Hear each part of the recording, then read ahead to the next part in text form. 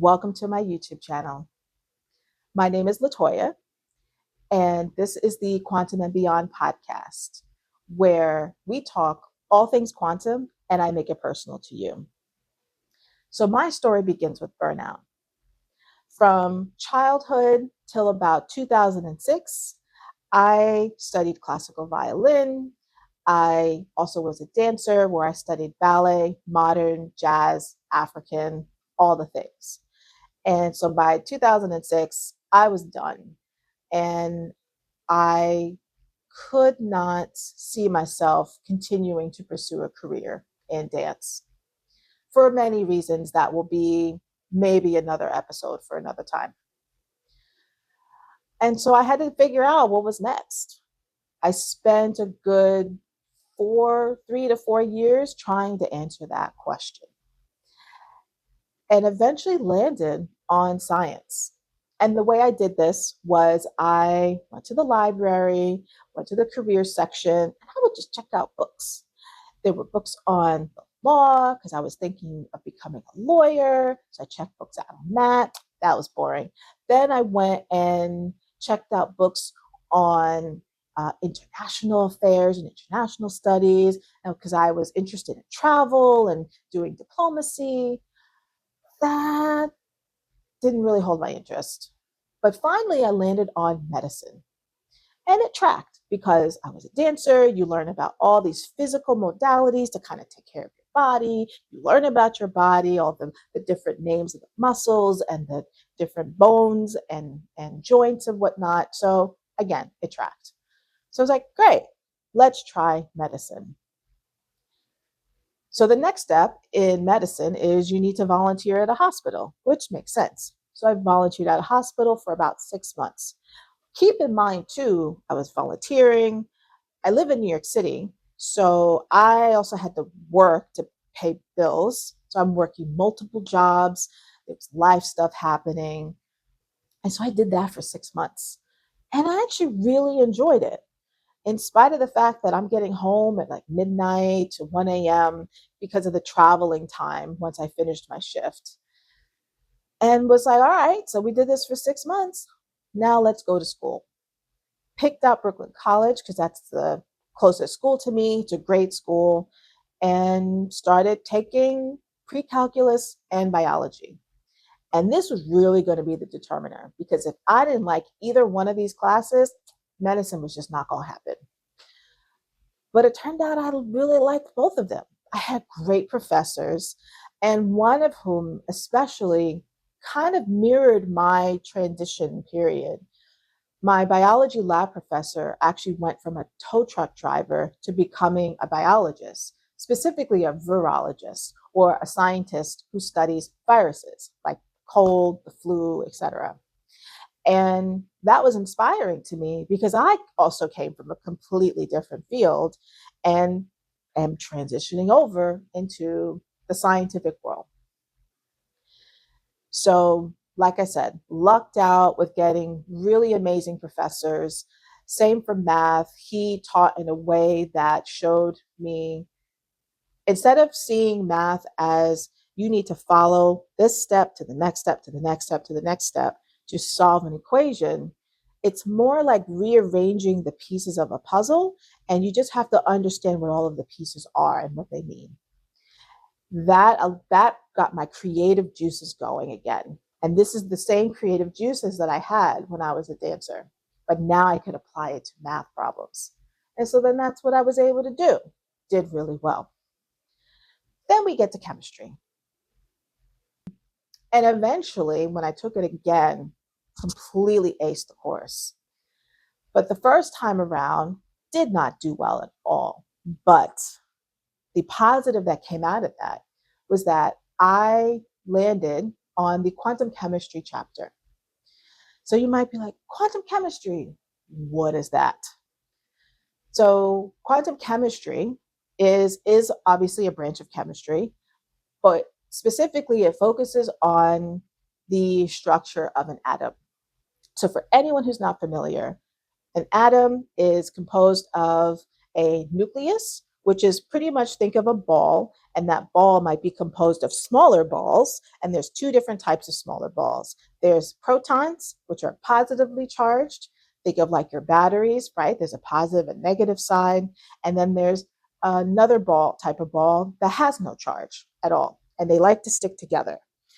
And the total number of the positively charged balls that all stick together with the charge, the ones that do not have a charge, that determines what types of things, what types of recipes of these atoms that you can make to then create a material. Add to it, you also have these incredibly tiny balls that like to orbit, quote unquote, and we'll get into other episodes. I'll actually share why it's actually not an orbit. But for now, orbits around this larger nucleus. Now, you can push these electrons closer or pull these electrons further away. And by doing either one of those, it changes how much energy is released and how much energy is absorbed into these atoms. And so that energy releasing and absorbing, we can actually capture some of that energy that's released and use it to do other things. So quantum chemistry specifically is about what types of behavior manifests or changes when we either push these electrons closer or move these electrons further away from this nucleus. And there is an equation that describes all of it, and it's called the Schrodinger equation. This is what made me transfer over to physics. The Schrodinger equation is an equation that describes how much energy a material, let's say in your cell phone, has, and that material is composed of those atoms I described, and those atoms have electrons that when you add energy or you push these electrons closer towards the atom, it releases a whole bunch of energy. That energy is what powers your phone, for example. Quantum chemistry. And the fact that this one equation can describe all of these different things blew my mind. I then reached out to the undergraduate advisor at the Brooklyn College physics department, nicest person in the world, thankfully, and he welcomed me with open arms, figuratively, into the physics department, transferred over. And then I spent the next 10 or so years earning my bachelor's degree in physics. Cue the applause. I finished in 2024, got my Bachelor of Science degree in physics, and it was the hardest, most rewarding time period in my entire life. And there were so many lessons that I learned along the way. Lessons like owning your story. In the beginning, I thought that being a dancer would be a hindrance.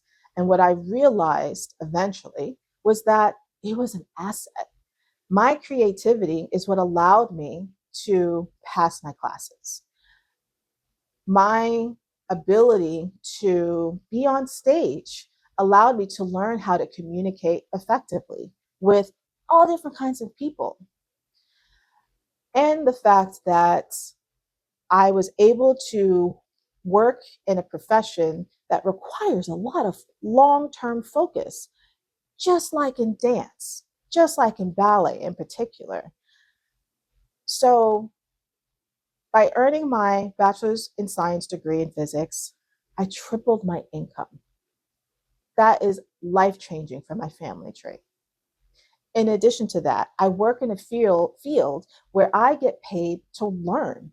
That's what I've realized eventually, is that I want to get paid to learn, and that I want what I learn to be shared with the public. So here we are.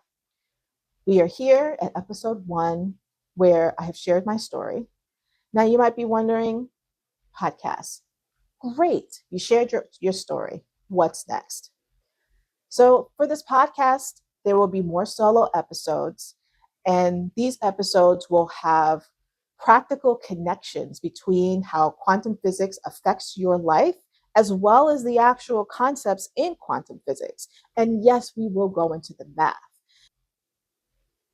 I will also have interviews with other scientists, other physicists more specifically, but not the physicists you typically see. Many times in media, understandably, we see interviews with those who have a PhD already. They have done the full trajectory of their education, the formal education, and now are typically professors, maybe they're heads of institutes, etc. I actually want to focus on the undergraduate students, the master's students, even the PhD candidates who haven't graduated yet. Provide them a platform to share their fascinating research. Because a lot of times people don't, outside of like a conference, they don't share. They don't have an opportunity to talk about their research in a way that is accessible to the public. But like I said, I'm here to make quantum physics personal to you. And so I will figure out creative ways to share what those concepts and many other concepts mean and why you should care about them. And so, with that, we wrap episode 1. Thank you for joining me on this podcast. Please follow, like, subscribe, hit the notification button, and I'll see you next time. Let's go be quantum together.